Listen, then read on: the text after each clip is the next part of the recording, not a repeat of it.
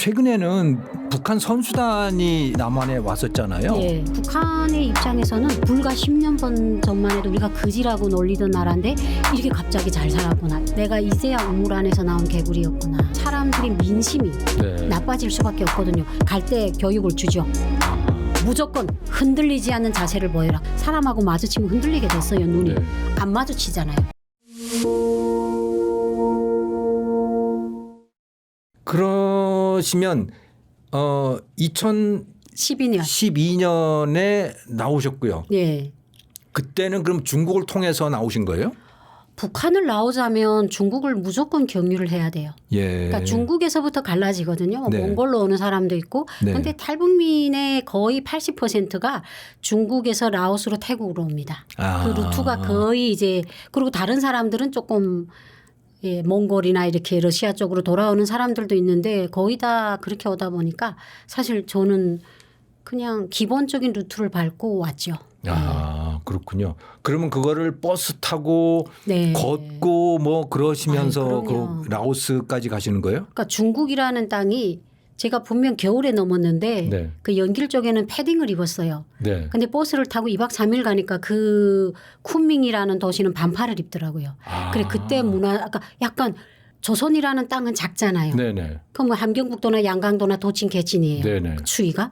아니 근데 중국은 땅이 얼마나 넓은지 패딩을 입고 출발했는데 반팔 입는 나라에 도착했는데 이것도 중국이래요. 네. 그때 처음 느꼈던 것 같아요.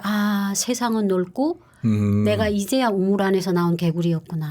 이런 생각을 했던 것 같아요. 그러면 쿤밍 그게 이제 그 한국식으로 읽으면 곤명이고. 예, 맞아요. 그게 라오스 국경이거든요. 예, 그게 라오스 국경이군요. 예, 산을 넘으면 라오스고 근데 그 산을 넘는 게 브로커가 여러 명이다 보니까 네.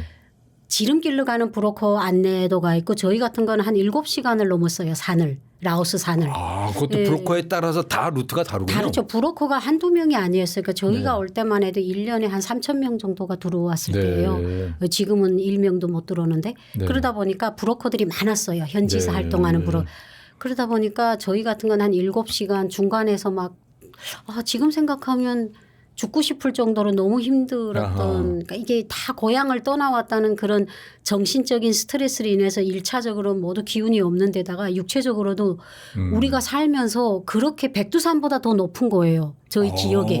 왜냐하면 비가 많이 오잖아요. 동남아가. 거기 밀림지대죠? 밀림이에요. 3발자국 올라가면 미끄러져 가지고 아이고. 8발자국 내려가고 그래서 그때 참 사람들이 배낭 안에 였던 신발부터 다 버리기 시작했어요. 그러니까 무거워서? 자기 몸도 이제 막. 네. 근데 사실 그런 고난이 있었으니까 우리가 지금 이렇게 살고 있구나 이런 생각을 하는 것 같아요. 그러면 그 탈북하신 분들은 어떻게 살고들 계세요? 뭐 사람마다 천차만별이긴 하겠지만. 한국에 와서요? 네, 한국에 와서. 한국에 와서 이제는 탈북민이 34,200명 정도가 되는데 34,000. 이제는 뭐 통일부에서는 북향민이라고 정식. 네, 북향민. 예, 그리고 네. 재단에서도 북향민으로 표기를 하는데 이제. 그래도 이제 탈북민이란 말이 더 입에 올랐어요. 그러니까 예전에는 탈북자, 네. 북한 이탈주민, 네. 세터민. 네. 진짜 머리에 진짜 뚜껑이 열렸어요. 아니 우리 정체성은 하나인데 그 뒤에 붙는 주어가 너무 많은 거예요. 근데 지금은 그냥 북향민이라고 통일부가 제정을 했지만 대부분 그냥 한간에서는 탈북민이라고 하는데 대부분의 80% 사람들이 이제 한국에 온 지 10년이 넘었어요. 80%가. 그러니까 최근에는 잘 못 오군요. 잘 못 오는 게 아니라 못 와요. 이제 못 올 수 있는 조건을 말하려면 좀 긴데 그러니까 지금도 하나원에 한 50명 60명이 있어요. 근데 그 사람들은 러시아나 다른 나라에 파견 노동자로 있다가 삼국을 통해 들어왔거나 중국에서 오래 살다가 들어온 사람들이지 압록강 두만강을 넘어서 온 사람들은 없어요. 대신 2022년 23년 그때 배를 통해서 들어온 사람들이 몇 명이 돼요. 네. 그러니까 이제는 저는 그렇게 생각해요. 국경을 통한 탈북은 거의 불가능하다. 그 이유가 중국에서 이제 안면 인식을 가면 어디를 우리 때는 버스를 타면요. 버스 기사한테 돈만 찔러주면요. 그냥 그 버스 기사가 저희 신분증 그런 거 상관없어요. 표만 있으면 곤명까지 실어다 줬어요. 근데 지금은요. 안면 인식 카메라에 딱 인지가 돼야 넘어가요. 그렇기 때문에. 버스도 그래요? 지금은 버스도 그런다고 들었어요. 중간에서 중강인가 어디서 다 내려서. 근데 이게 중국의 요즘에 들어와서 더 강화된 게 우리 때도 있었지만 고속도로에 그런 검열하는 데가 간간히 있어요. 어허. 그러니까 이제 버스 사람들을 공안이 올라서 다 내리라 해요. 예. 빈 자리에서 확인을 하고 한 사람씩 이렇게 동그랗게 초소에 가서 검열을 하고 다시 올라가요. 그러면 그 사람들이 우리가 신분증이 있어요, 뭐 있어요. 그러다 보니까 저희도 이제 참 힘들었는데 지금은 다 안면 인식으로 되다 보니까 그 북한 사람들이 신분이 없이 중국 땅에서 어디 왔다 갔다 할 수도 없어요. 그러면 북송될 수밖에 없어요. 그럴 거면 아차리 시도를 못 하죠. 그러니까 지금은 많이 힘들어졌는 게 아니라 완벽하게 힘들어졌어요. 그러니까 등록되지 않은 얼굴은 잡혀가는군요. 아이, 그냥. 그럼요. 예. 또 북한하고 또 이제 중국과의 이 그 북송 이런 것들은 이미 오래전에 암암리에 맺어진 그런 거기 때문에 중국 당국에서도 그 국경지대에 사는 중국 주민들에게 탈북자를 받아서 그럴 때는 무조건 징역을 5년을 처한다 하니까 중국 사람들 같은 경우에는 와. 탈북민 한 명을 받아서 자기네가 기껏 먹어야 중국 돈으로 1,000위안, 2,000위안을 먹는데 우리 돈으로 기껏해야 30-40만 원인데 그걸 벌겠다고 징역할 수는 없잖아요. 그러니까 징역 5년이에요? 그렇죠. 그러니까 중국이 그 법을 높였어요. 그러다 보니까 중국 지역에서 탈북민을 받던 브로커들이 다 그 직업을 포기하고 네. 안쪽에 들어와서 계절 노동을 하든가 아니면 대한민국에 들어와서 일을 하고 있어요. 그러니까 받을 수 있는 그런 연결고리가 거의 없는 거죠. 그렇군요. 네. 그러면 중국이 그렇게 벌칙을 높이고 네. 또 탈북민들을 그 잡아 체포하고 이렇게 네. 하는 이유는 북한에서 요구하기 때문에 그렇게 하는 겁니까? 그렇죠. 북한에서 요구를 안 하면 사실 뭐 중국이 크게 그럴 이유는 없죠. 그러니까 중국의 입장에서는요. 오랫동안 왜 이런 행위들을 방치해뒀냐면요. 중국이라는 나라가 이게 성별 대비를 봤을 때 남성이 많아요. 아, 그렇습니까? 네, 남성이 여성들보다 퍼센트지가 많고 중국의 문화가 남성은 돈이 많아야 여자를 데려와요. 아하. 예, 그러니까 이제 어떻게 보면 여자 쪽에다가 뇌물을 많이 줘야 여자를 데려오는 문화인데 그러다 보니까 중국이라는 땅이 14억 인구고 그게 장가를 못 간 사람들이 너무나 많은 거예요. 아하. 그럼 이 사람들이 이 결혼이나 이런 것들을 어떻게 해소를 하겠어요? 그러니까 북한뿐 아니에요. 인근 나라에서도 사와요. 러시아에서도 뭐 사오고 여자들 사오는데 거기서 중요한 거는 조선, 북한 여성이 제일 몸값이 싸다는 거죠. 네, 그러니까 그만큼 이제 왜냐하면 그게 왜 싸냐면요. 북한 사람은 중국으로 넘어가는 게 북한법의 불법이에요. 그렇지만 저쪽에 동남아 쪽에서 중국에 시집 오는 거는 불법이 아니에요. 그러니까 불법이 아닌 사람은 자기 몸값을 당당하게 불러요. 아하. 그런데 불법적으로 온 사람이 어떻게 몸값을 당당하게 부르겠어요. 하기 숨어서 지내야 할 테니까. 그렇죠. 중국에서. 그리고 또 이제 90년도 고난의 행군이 시작되면서 모든 사람들이 여성들이 여기서 앉아 굶어 죽을 바에는 나를 팔아달라 자진을 했어요. 그래서 그때 한때 사회주의에서 자본주의 대이동이다 이렇게 말이 들릴 정도로 북한 여성들이 어떻게 보면 자처를 해서 팔려갔어요. 그러니까 내가 팔려가서 나를 판 돈을 얼마라도 우리 집에 좀 보내라. 그리고 중국에 가서 일을 하면 중국하고 북한은 연계가 가능한 지역이기 때문에 돈이라도 보내줄 수 있지 않을까. 그러니까 나라는 몸뚱을 아래 하나를 희생을 해서 가족을 살릴 수 있는 탈출구라고 생각한 거예요. 그래서 몰래 팔려간 사람도 있고 강제로 팔려간 사람도 있지만 대부분의 옛날에는 자처해서 팔려갔어요. 그래서 대한민국에 와 있는 탈북민들 여성이 한 70%거든요. 남성 비율을 따졌을 때 그 70%에서도 거의 70-80%가 중국에 이미 오래 살던 여성들인 거예요.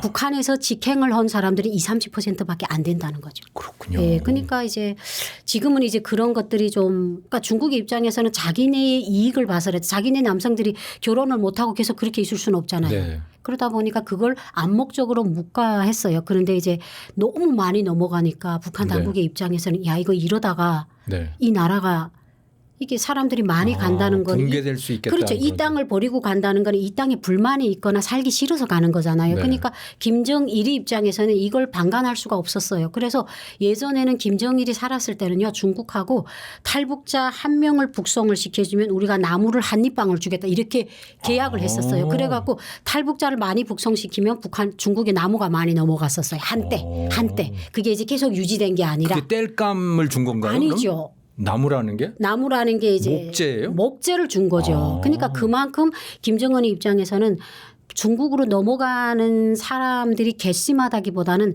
자기가 정권 유지를 하는데 사람들이 민심이 네. 나빠질 수밖에 없거든요. 대통령이 정치를 잘하면 왜 고향을 등지고 가겠어요. 그렇죠. 근데 그 등지는 사람이 많다는 거는 자기가 그만큼 정치를 잘못한다는 걸 보여줄 수 있는 네네. 어느 한 부분이잖아요. 그러니까 이제 중국하고 북송을 해달라고 이렇게 사실은 막 두 나라 사이에 세계에 공개할 수 없는 그런 협약을 한 거죠. 그렇군요. 그래서 중국에서 많이 북송이 됐어요. 예. 그러면 궁금한데 중국에게 북한은 어떤 존재이며 북한에게 중국은 어떤 존재예요? 북한에게 중국은 좀 이중적인 존재, 이중적인 인간이죠. 무슨 천년의 원수라고 뭐 그렇게 부르기도 한다고 그러던데요. 그렇죠. 그러니까 옛날에 그 사실은 중국이 특색 있는 사회주의를 선택을 하고 네. 이제 개혁 개방을 했을 때 네. 북한이 엄청 욕했어요. 노동신문을 통해서. 기회주의에서. 등소평이 집권을 그렇죠. 하고 변했을 예. 때 특색 있는 사회주의는 사회주의가 아니라는 거예요. 그러니까 네. 자기네는 사회주의를 붙들고 그 보루를 계속 이어나가고 싶자면 옆에 있는 우방국이 그나마 버텨줘야 되는데 네. 중국은요. 제가 기억하는데 제가 70년도 중반생이거든요. 네. 저희가 여름에는요. 아버지 직장에서 그 명태를 냉동 명태를 주면요. 그걸 압록강에 나가 씻어서 배를 땄어요. 네. 예, 그러면 이제 중국 사람들이 튜브를 타고 와서 좀 그 명태 대가리라도 달라고 했어요. 그래서 우리가 중국 사람을 제가 북한이 더 잘 살았어요? 잘 살았어요. 80년대 초반만 해도. 와, 저는 기억나요. 안 믿어지는데. 그래가지고 우리 엄마가 그 명태를 대가리만 주는 게 아니라 원체도 막 주는 거예요. 그래서 내가 어릴 때 7살 그때 엄마 왜 저 사람들한테 공짜로 주냐고 하니까 중국은 거지라고. 그랬군요. 저희한테 와서 빌었어요. 근데 그러니까 우리는 중국에 대해서 직접 가보진 못하지만 국경에 살다 보니까 진짜 중국이 거지라는 그리고 북한에 저는 제 기억에 북한의 상점에 물건이 넘어났어요. 그랬어요. 예, 그리고 수산물 상점에 가면요. 정어리를 사가지 않아서 네. 그 수산물 책임자가 우리 막 지나가면 주희 엄마 빨리 와서 정어리를 사가오 막 이랬어요. 한 킬로에 막 10전 5전. 그리고 탈피 명태도 바라고. 그러니까 제가 기억하는 80년대 북한은 잘 살았어요. 그렇군요. 예, 그리고 시장 같은 것도 그냥 어르신들이 나와서 잣을 팔고 딸기를 팔고 그냥 이런 시장이었지 지금 같은 시장이 아니었어요. 근데 이제 90년대 동유럽이 무너지면서 중국이 개혁 개방을 한 거예요. 네. 그러니까 우리는 그 유엔에 그러면 북한이 이제 못 살게 되니까 중국의 사사 여행자들을 열어놨어요. 그러니까 북한에 중국에 있는 친척들을 다 여행증을 떼줬어요. 도움 받을 수 있는 사람은 다 받아라. 근데 이 사람들이 그래 여행증을 떼가지고 중국에 갔는데 자기네가 본 중국을 보니까 거지 중국이 아닌 거예요. 완전히 달라졌군요. 물건이 넘어가고 막 난리다는 거예요. 그러니까 이 사람들이 와가지고 막 우리들한테 얘기하는 거예요. 중국 가 보니까 막 그 개가 입합을 먹고 개가 나돌아다니지 누기도 흠치 안 가더라. 이렇게 되니까 북한 주민들이 멘붕이 온 거예요. 네. 불과 10년 전만 해도 우리가 거지라고 놀리던 나라인데 이렇게 갑자기 잘 살았구나. 이렇게 생각을 하니까 북한 주민들한테는 약간 좀 그거잖아요. 우리가 원래 더 잘 살았는데. 거지가 잘 그랬겠네요. 사니까 자격지심이 있는 거예요. 예. 근데 또 그러니까 북한 주민의 입장에서 중국이 나쁜 게 뭐냐면요. 그 큰 나라잖아요. 네. 북한을 좀 도와줘도 아무 영향이 없는 나라인데 네. 이 사람들이 95년도부터 북한하고 대대적인 밀수와 국가적인 무역을 시작했는데 뭘 요구했냐면요. 광석, 네. 금강, 네. 동강 그리고 40년 50년 자란 아름드리 나무를 요구했어요. 그걸 목재를. 주면 목재를 요구했는데 그걸 주면 뭘 주겠냐 쌀을 주겠다. 근데 그 쌀이 어떤 쌀이냐 중국의 농사가 잘 되다 보니까 쌀이 막 10년 5년씩 묵혀 있었어요. 그걸 우리한테 준 거예요. 그래가지고 아이고. 쌀마대를 딱 열면요 쌀벌레가 벌레. 예. 바구미들 그렇죠. 네. 그런데 그런 거예요. 굶은 사람이 뭔들 못 가지겠어요. 그러니까 이제 북한 주민들 입장에서는 어르신들 그러니까 김일성 시대를 경험하고 60년대 70년대의 사회주의의 진 맛을 봤던 세대는 우는 거예요. 야 이렇게 4, 50년 나무 산에서 귀한 나무를 이렇게 썩은 쌀하고 바꾼다는 게 말이 되냐. 그리고 중국이 북한이 못 사니까 이 기회를 이용해 가지고 무산강산하고도 50년 계약을 했어요. 우리가 네. 50년 동안 이걸 개발한다. 그리고 양강도에 일제 시기부터 파먹던 갑산강산이라고 동강산이 있어요. 네. 거기에 얘네가 도로까지 다 놨어요. 그러니까 하루에도 수십 대가 들어가서 그 강석을 헐값에 가져다가 그래서 그러니까 북한 주민들 입장에서는 그거잖아요. 좀 큰 나라가 잘 사는 게 조금 옆집 나라가 못 살면 거절해도 도와줄 수 있는데 귀중한 걸 빼앗아가면서 쓰레기를 주는 거예요. 근데 쌀이 없다 보니까 그 쓰레기도 울며 겨자 먹기로 받을 수밖에 없는 거예요. 그러니까 이걸 북한 당국이 모르진 않아요. 근데 북한 당국이 내수 경제가 멈춰서고 그리고 북한의 경제라는 게 모든 양강도 해상 같은 것도 해산 방지 공장의 거의 모든 기계들은 다 독일산이에요.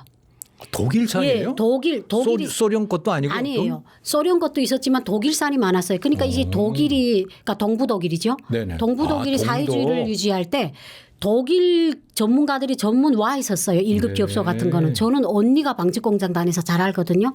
그런데 일단은 기계들이랑 수입제를 다 들여왔는데 이게 사회주의가 무너지다 보니까 이게 다 단절이 되다 보니까 기계가 섰고 재료 같은 것도 원자재 같은 것도 중국, 소련제로 들여왔는데 다 없는 거예요. 그러니까 일단 경제가 멈추니까 북한 당국의 입장에서는 중국에 노는 꼴이 겠으면 안 돼. 그렇다 해서 백성을 굶어 죽을 수는 없고. 네. 그러니까 이제 암묵적으로 허용을 한 거예요. 그러니까 이제 북한 당국의 입장에서도 항상 중국에 대해서 평가를 할 때는 형식상만. 왜냐하면 조중우호 친선이라는 게 되게 60년 전에 있었으니까 그걸 욕은 못하고. 네. 근데 이제 내적으로는 이제 주민들이나 간부들한테 보내는 비밀 강연회 같은 때는 중국을 비판하거든요. 네. 기회주의자고 특색 있는 사회주의는 사회주의를 배신한 거다. 뭐 이렇게 하면서 중국에 대해서 항상 이중적인 입장을 취했어요. 그럼 마오쩌둥 당시에 중국은 좋아했던 거예요, 북한이? 그렇죠. 그때는 이게 두 나라가 사는 게 비슷했고 어떻게 보면 북한이 좀 더 북한이 더 잘 살았겠네요. 더 잘 살았으니까 네. 어떻게 보면 서로가 중국이 어떻게 보면 북한을 조금 동경해 보는 그런 상황이었는데 그러니까 이제 북한 주민들 입장에서는 중국이 그런 거예요. 작은 걸 주고 큰 걸 빼들어 나가는 여우 같은 나라. 그렇군요. 예, 그런 인식이고 진심이 아니라는 인식이 있어요. 네. 그렇군요. 네. 그렇군요.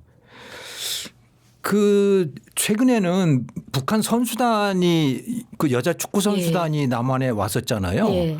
근데 그 사람들 보니까 표정이 아주 무섭고 네. 특히 그 감독이 막 화를 내고 막 그러더라고요. 예. 웃으면 안 되는 거예요? 북축이라고. 그러니까 이게 좀 웃어도 되죠.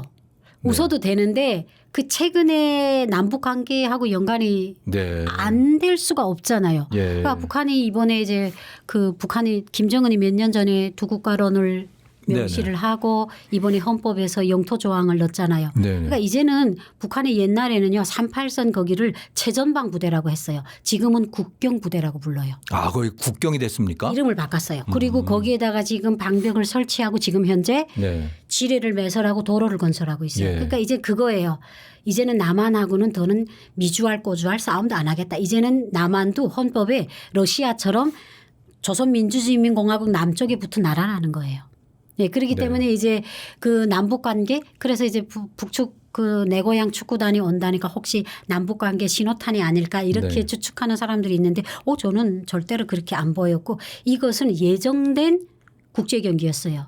그리고 이 경기에 북한이 불참하면요 다음번 경기에 나갈 자격이 박탈당해요.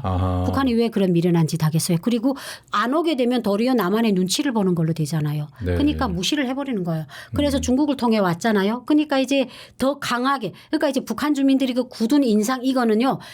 더 세게 보여주려는 제스처예요. 그러니까 이제 그 일행 속에는 그 제가 알기에는 27명인가 왔다고 들었는데 거기에 이제 뭐 코치도 오고 감독도 오고 하는데 거기에 보위원이 있어요. 네. 막 코치나 행정일꾼으로 가장에 들어갔겠죠. 그러니까 이 아이들은 더군다나 옛날에 남북 관계가 좋았을 때는 뭐 그런 데로 뭐 웃으면서 들어올 수 있지만 지금은 완전 첨예해졌다는 나쁘다 지금처럼 나쁠 수는 이보다 더 나쁠 일은 없잖아요. 그러니까 이제 갈 때 교육을 주죠. 무조건 흔들리지 않는 자세를 보여라. 그럼 그 아이들이 흔들리지 않으려면 어떻게 하겠어요. 사람하고 마주치면 흔들리게 됐어요. 눈이. 안 마주치잖아요. 그러니까 지금 남북 관계에 이 첨예화된 걸 이 사람들은 자기네 그걸 이제 행동으로서 강하게 보여주는 거죠. 그래서 앞만 보잖아요. 보고 가잖아요. 그러니까 그만큼 이제 세게 교육을 받았고 그리고 북한의 입장에서는 여자 축구가 북한 스포츠에선 최고예요. 그렇습니까? 그렇죠. 그때 10인가 했잖아요. 미국하고도 이겼잖아요. 그러니까 북한에는요 유일하게 국제 무대에 나가서 그나마 인지도를 보일 수 있는 게 여자 축구밖에 없어요. 그런데 그 기회를 왜 잃겠어요? 그러니까 온 거예요. 그러니까 무슨 남한의 눈치를 보거나 이래서 옮겨오고 남북 관계에 신호탄이 돼서 온 게 아니에요.